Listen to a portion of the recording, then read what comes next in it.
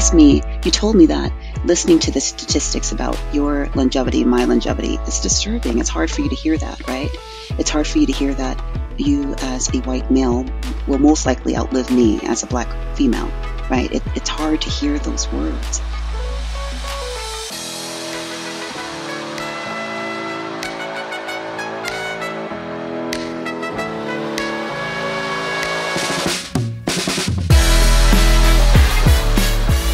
Hello, everybody. Josh Rubenstein here for another KP Candid Conversation. Today, in honor of Minority Health Month, we're talking to Dr. Sharon Okonkwo, a family physician at our Panorama City Medical Center. Her parents came to this country in 1974 from Nigeria. She's a first-generation American, and she was born in a KP hospital and now works in a KP hospital and is committed to ensuring that our communities of color have access to exceptional health care. So do you have relatives in Nigeria still? Yeah. And the last time I went back there, it was so strange to be in a whole village with people who looked like me. That was really strange. Tell me about that. Oh my goodness. So in 2015, well, I've been in Nigeria only twice. I went when I was 6 years young, and then I went again when I was 39. I promised myself to go back. And there were things that I remember that were still the same, like the redness of the earth and how bumpy the earth was, because they don't have paved roads, which is it's kind of nice to have organic red earth. And back when I was 6 years old, the sky was littered with stars, which scared a girl like me because I'm from Los Angeles, really scared me. But to see a sky littered with stars. And this time it wasn't so much. The smog and pollution had taken over. But those two things I remembered very well. Does that background drive you?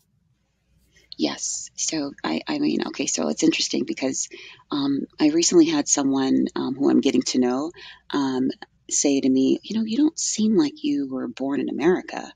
You seem like you're worldly or born somewhere else. And I said, well, it's probably just that from ages 1 to 18, I was living in a Nigerian household. And, what is that like? A Nigerian household is very different, very different. It was very different from my my Latin and my Black friends' household. It was very different. And I knew that I was different. And it didn't help that I had this weird name that wasn't Johnson or Gonzalez. But growing up in a Nigerian household is, how should I describe it? Gosh, it's just very African, and I'll have to have you over sometime. Tell me what that means. So it means that the food is all Nigerian, the smells are all Nigerian. We have, cornflakes was the American food we had on top of the fridge, which we loved. But very much the majority of it was not American. So it was like the music playing in the background was African, and we would play our American radio because we wanted to have that flavor. But the noises and the sounds, the way my parents would say our names, the way they would speak to us in their I think everything from the harshness of their tone to the deep accent in their dialect is something that's just sort of in my DNA now. And so but more importantly, they really stressed the importance of education. That was a really big thing for them. My dad came here in 1974 to go to USC, and so I was the first to be born in Los Angeles at LA Medical Center, Kaiser. And my dad and my mom really stressed the importance of education, and there was no way out. We all had to be educated and be very well educated, and it's almost like that's all they cared about. What made you want to be a doctor?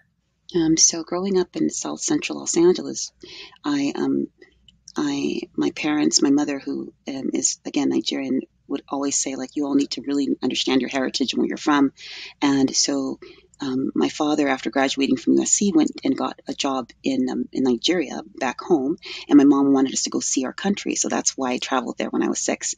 And so, 6 years old, going to a foreign country from America, South Central Los Angeles, USC, where we have electricity, we have showers, and going home to a country where mom says, okay, we're going outside to shower, and me going, I'm not going out there to shower. That guy over there can see me, and putting a big palm leaf on the ground and saying, stand there, wait for me, take off your clothes. Like, what? And coming back 30 minutes later with a bucket of water and instructing us, to bathe ourselves outside. That's just something that a 6-year-old never forgets. It's kind of traumatizing. But the other thing that I'll never forget was, unfortunately, my mom was killed on that accident. She died. She died in a motor vehicle accident, and so I didn't make the connection until years later, maybe in therapy, that's why when I was 6 years old I decided to become a doctor. My mom was killed in a car accident then. And I remember one of the first patients whose life I helped save when I was working in the ICU as a doctor at Northridge Hospital Medical Center as a resident was a mother. She was a mother who had also been in a car accident. And I remember thinking, my only job is to get her home to her children. That's my only job.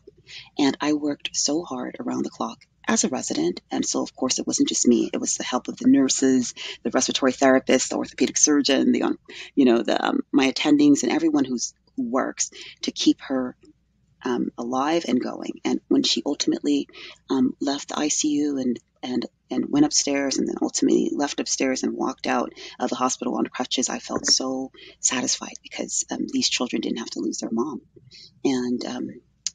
And so I knew that if the ICU was present in Nigeria, my mom also would have lived. I think that another doctor would have saved her life. And so I know.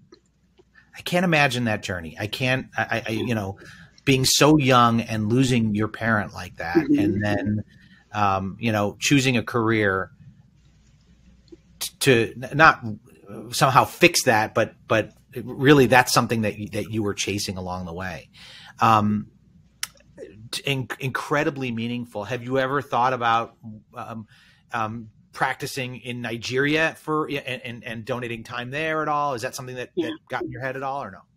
Obviously, when you are a child of an immigrant, and you're exposed to that sort of level of disparity and poverty, it fuels you. And so when I applied to medical school, my personal statement read something like this: I'd love to become the right-hand woman to Congresswoman Maxine Waters, who was in our community in Los Angeles. I wanted to be her public health specialist and guru. I wanted to help her write public policy just for the community that I was living in South Central Los Angeles that was plagued with disparities. And I also wanted to spend half the year traveling the world doing international medicine and serving communities of impoverished communities around the world. And my mentor told me that I can still have those goals over the course of my life, even though they're not happening right now as I'm raising my 2 girls who are 19 and 12. And so, yes, I'm very much wanting to do international public health, and while being a local champion of disparity in my community right now at Kaiser. I love it. And what I love is your journey with Kaiser Permanente, being born at Kaiser Permanente, now working at Kaiser Permanente. But I want to back up a little bit too and talk about you growing up in South Central Los Angeles and what is now South LA. So as much as you are a child of immigrants and immigrants from Nigeria, I assume growing up in South LA and seeing, how that part of Southern California was really transformed in a very profound way. I assume that drives you as well. Absolutely. It really does. I decided to be the equity, inclusion, diversity champion at my medical center because disparities always upset me. So whether you see, any of us, any American can look at an image of a child who's hungry and crying, and it disturbs us, right? It brings something into our soul that kind of goes into our cells and just makes us feel unwell, and makes us feel sad, and makes us feel emotional. And so growing up in South Central Los Angeles, I had too many examples of of things that I would see with my eyes, my young eyes, as a child, whether it was one of my good friends, Latasha Harlins, was murdered when she went to go get orange juice. The Korean grocer mistook her for taking money or for stealing the orange juice. There was a little bit of a scuffle, and the grocer became afraid, and shot her, and she died. And so, whether it's that or just sort of like walking in the streets of Los Angeles and just noticing how things were, we had sort of it was like a food desert. There wasn't adequate resources for us. and things were a little bit dangerous. And then when I went to UCSD, I was living in La Jolla, and I lived there for 7 years. I lived in San Diego for 7 years, and I just saw the difference. I saw the difference of how the stores were set up, how the lighting was, the walkability of the streets, the number of green spaces that were available. Um, just things were different, and like that image of seeing a baby who's starving and crying, it just sort of upsets me. And so I kept asking questions. Well, why? Well, why isn't it this way in my community? And so I kept taking more classes and just sort of learning about basically structural racism.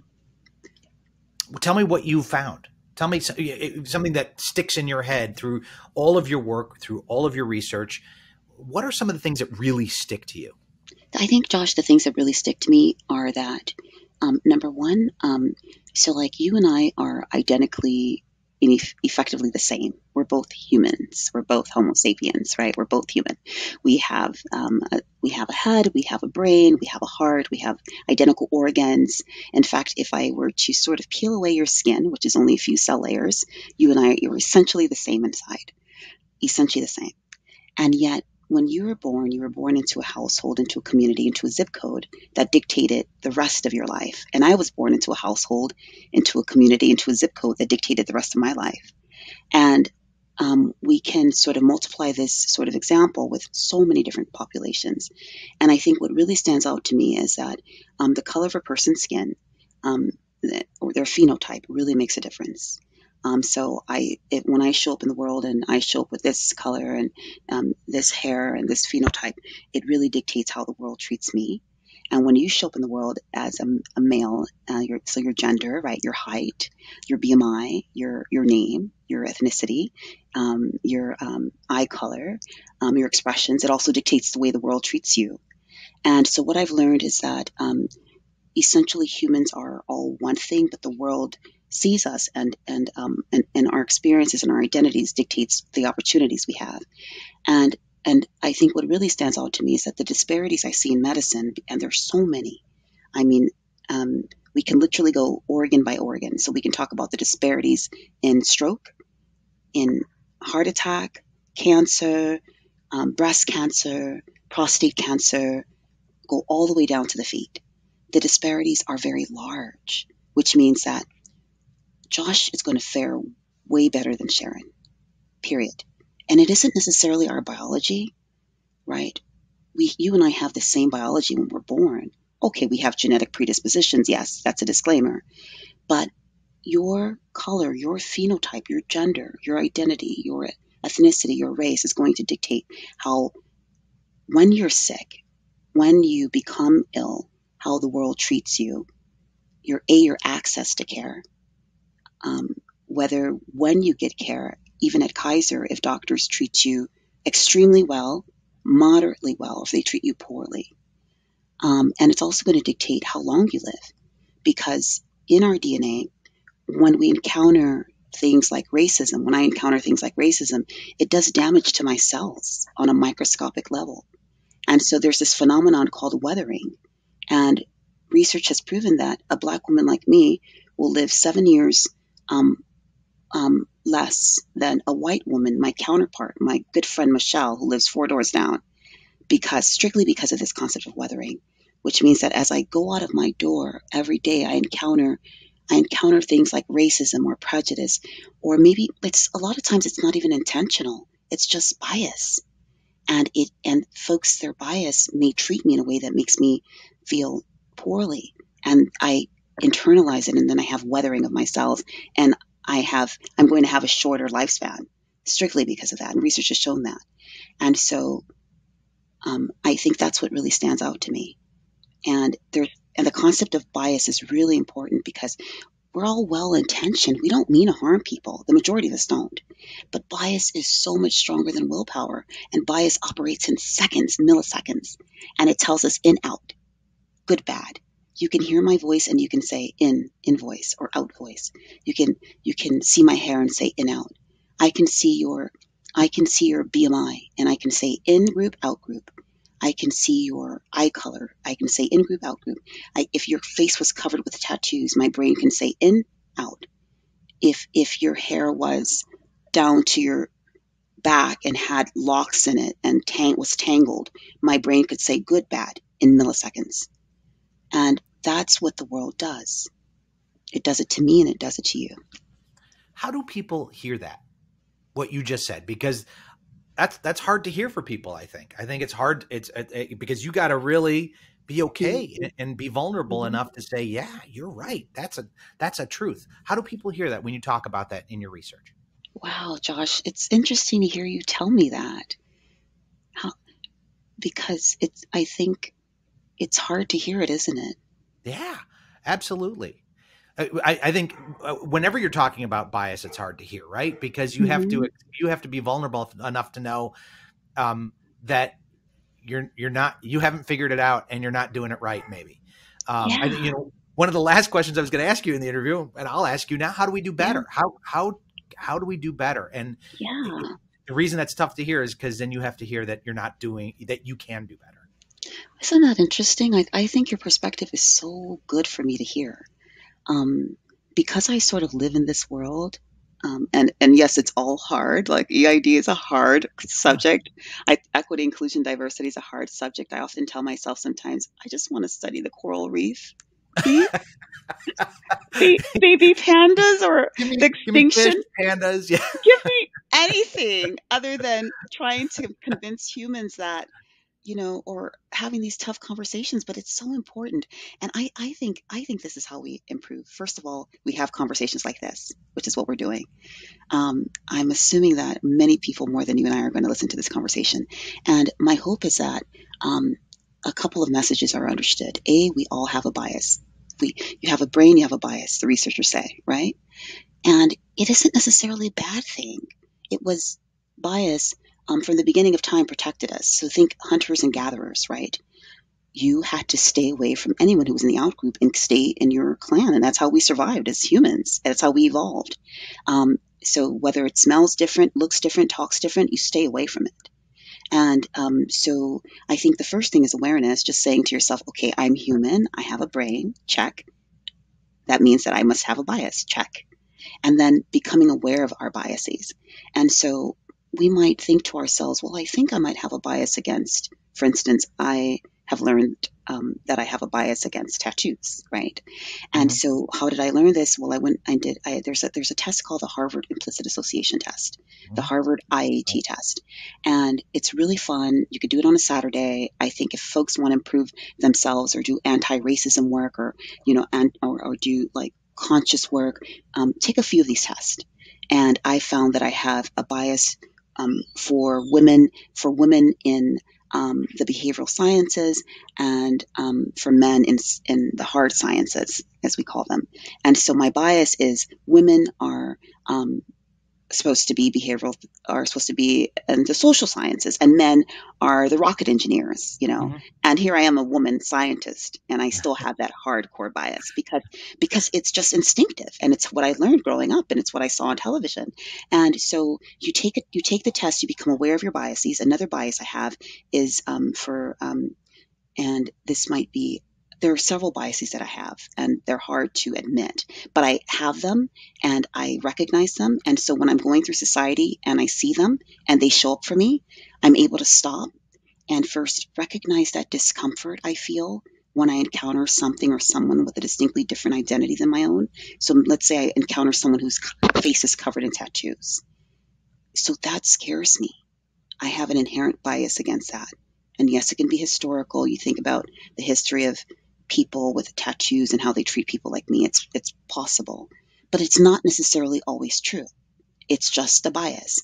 And so I stop, I recognize the discomfort, and then I have to challenge it. So, for instance, if I'm seeing this patient in my office and they're covered with tattoos, I have to challenge myself. Is this person dangerous to me at this moment? And the answer is no. And so I recognize that they're not dangerous, and then I have to go on. So stop, challenge, and then I have to choose to treat them exceptional, like I treat everyone else. And I happen to treat everyone exceptionally. Yes, I'm on the MAPS honor roll and all this stuff, but I love family medicine and I love giving everyone VIP treatment. And so I have to treat this individual the same way I would treat Mother Teresa if she came into my office. Communities of color suffer because there's the inherent bias against people who have darker skin, number one. That Mhm. is just shown. So Latinos, blacks, people of color, there's an inherent bias against us. And we can get into the conversation about the origin of that in another conversation, but studies have proven that doctors will treat people of color worse, people who are obese worse, people who are lesbian, gay, bisexual, transgender, queer, questioning, intersexual worse. Um, and so, for instance, those three populations stand out to me, and I try to champion that in the EID space because we doctors were well intentioned, but research has proven that we treat those three populations worse. And for a number of reasons. Well, we think they're not going to be compliant, or, oh, we're afraid of them, or we're scared, or what they're doing is wrong. When you think about the queer community, there's all these sort of judgments that we as doctors bring into the room. How have you changed as a physician over the years? I have gotten gray hairs. That might be because you have two daughters. That I don't know Yeah, that that's yeah, I think it's definitely the daughters. Um, I love medicine. I'm in love with medicine. I teach medical students. I taught med students yesterday, and I told them that medicine is a jealous lover. It's a very jealous lover, and so they were complaining that I don't have enough time for myself, and work is and school is so demanding, and I never feel like I'm learning enough, and I told them all of those feelings are normal, all normal. You go through medical training.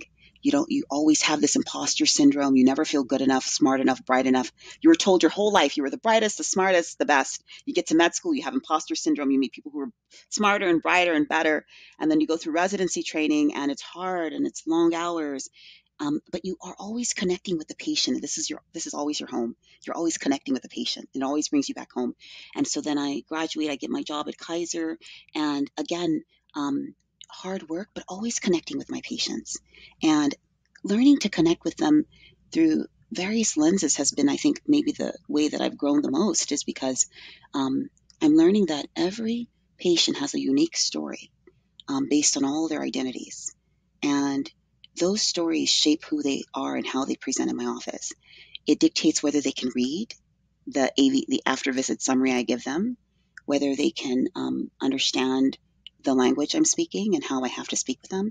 It dictates what they're going to eat when they go home, and how they will um, manage their medications. And I have to be willing to tap into that so that I can speak to them in a way they understand, speak to them in the language they understand.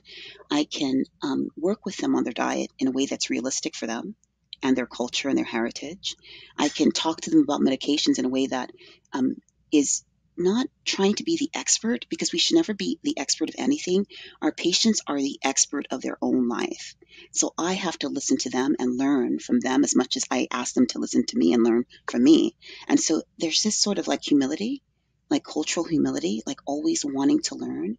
And in the EID space, we're saying we should all be humble and have humility, which means we're always curious.